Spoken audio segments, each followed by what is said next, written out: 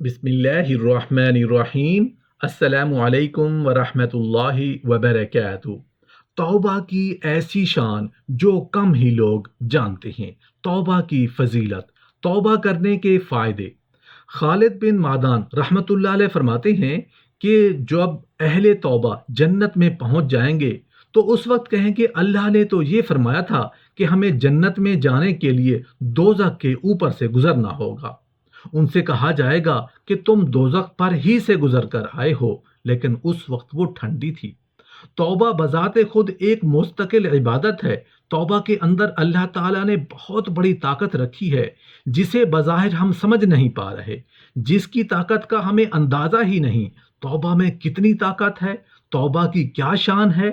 بحیثیت کمزور انسان کے ہم توبہ کی طاقت کو تصور میں بھی نہیں لا سکتے۔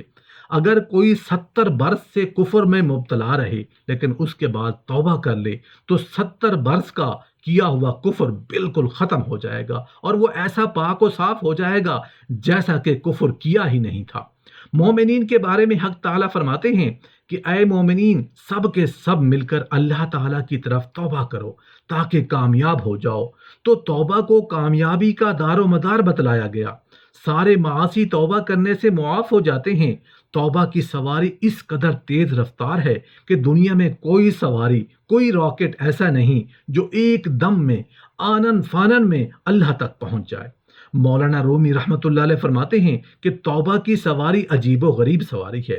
1 سیکنڈ میں آسمان تک اڑا کر لے جاتی ہے، اللہ سے ملا دیتی ہے، اور اسی وقت وہ بندہ جو خباثت سے اور گناہوں کی وجہ سے اللہ سے دور تھا، توبہ کے صدقہ میں اللہ سے قریب ہوا اور محبوب بھی ہو گیا۔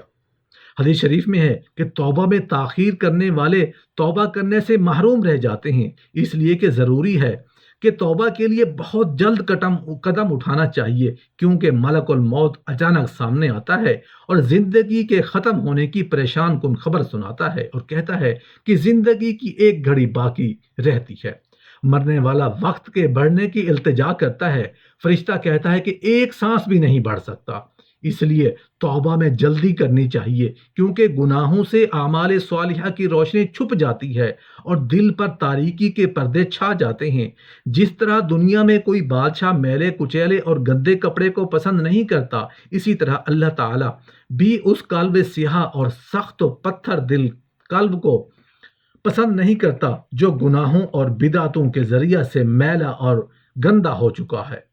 کپڑا گرم پانی اور بھٹی پر صاف ہوتا ہے، دل کے آنسو اور توبہ کے پانی اور ندامت کی آگ سے دھونا اور صاف کرنا چاہیے۔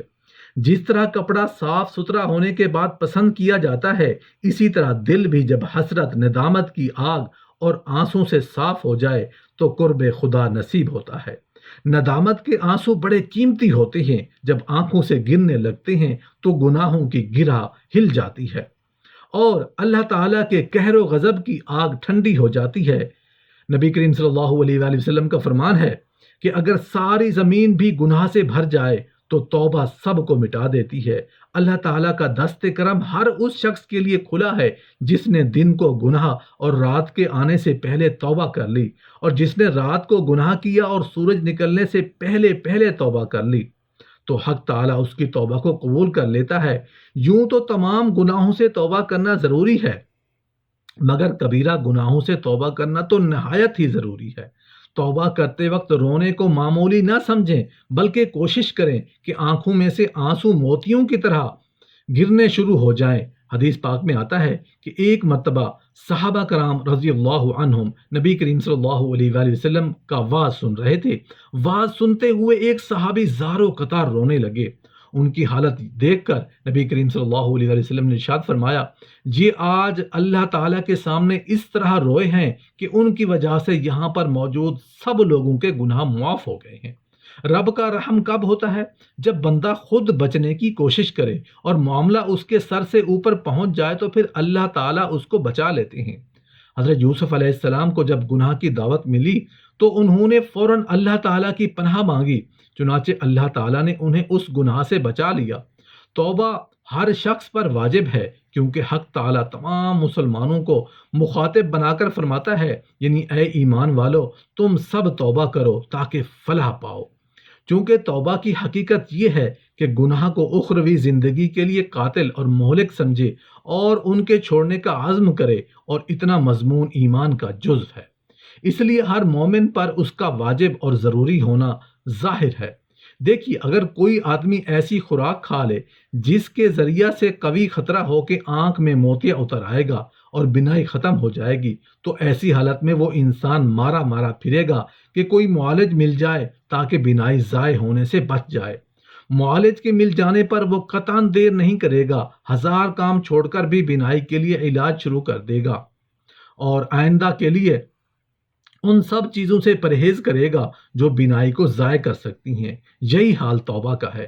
سچی بات عرض کروں کہ اگر نیکیوں پر گناہ گاروں کو توبہ کا اجر واضح ہو جائے تو وہ بھی گناہ گاروں پر رش کرنے لگ جائیں کہ انہوں نے اتنے بڑے گناہ کیے تھے، مگر ایسی توبہ کی کہ اللہ نے ان کے گناہوں کو ان کی نیکیوں میں تبدیل کر دیا۔ بلکہ کئی خوش نصیب لوگ ایسے خلوص سے توبہ کرتے ہیں کہ اگر ان کی توبہ کے ثواب کو پورے شہر کے گناہ گاروں پر تقسیم کر دیا جائے تو اللہ رب العزت سب گناہ گاروں کی مغفرت فرما دیں۔ حدیث شریف میں فرمایا گیا ہے کہ جب آدم علیہ السلام اور شیطان کی دشمنی ٹھن گئی تو شیطان آدم علیہ السلام کا حاسد اور فریبی دشمن تھا۔ حضرت آدم علیہ السلام کو تاج خلافت پہنا دیا گیا، جنتوں کے وعدے دیے گئے تو شیطان کو فکر ہوئی، اس نے کہا یا اللہ، آدم بہرحال میرا دشمن ہو گیا اور میں اس کا دشمن، اس کے پاس عقل بھی ہے اور اسباب و ہدایت بھی ہیں، یہ تو میرا ناطقہ بند کر دے گا، کچھ وقت بھی دے دیجئے گا کہ اس پر غالب رہوں۔ حق تعالیٰ نے فرمایا ہم نے تجھے اکثریت کی قوت دی۔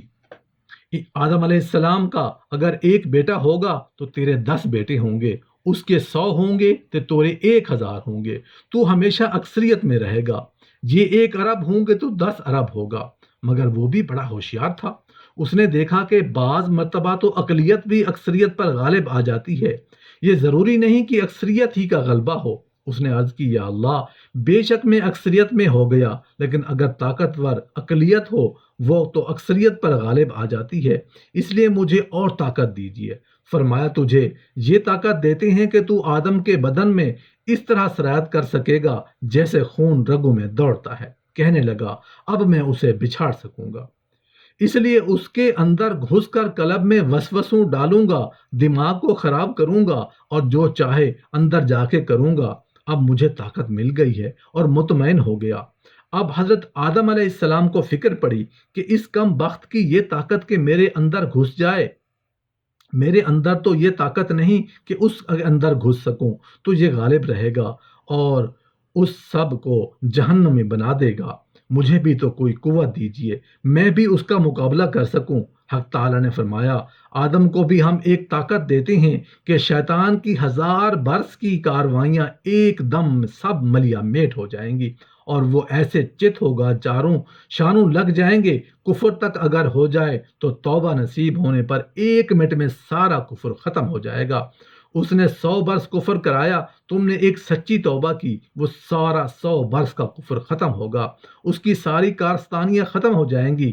تو توبہ میں اتنی بڑی طاقت ہے کہ شیطان بھی اس سے عاجز ہے، اس لیے آدمی کو توبہ نہ چھوڑے، ذرا سی بات ہوئی تو فوراً توبہ کر لے، بلکہ استغفار کو مستقل تسبیح کے طور پر پڑھے، کم از کم 100 مرتبہ روزانہ استغفار کرے۔ استغفر اللہ تعالی ربی من کل ذنب و اتوب 100 مرتبہ پڑھے، 100 گناہ نہیں کرے گا مگر 100 استغفار ہو جائیں گے تو اس کے 100 گناہ ختم ہوتے رہیں گے۔ اور یہ کوئی بڑی بات نہیں ہے، صرف 10 منٹ کی بات ہے۔ صبح کی نماز کے بعد اگر 100 مرتبہ استغفار پڑھ لیں تو محنت تو نہیں، مشقت نہیں، مگر اجر بہت بڑا ہے۔ جب گناہ ہو معافی مانگ لیں، اللہ ضرور معاف فرمائے گا، کیونکہ توبہ کرنے والے لوگ اللہ کو بے حد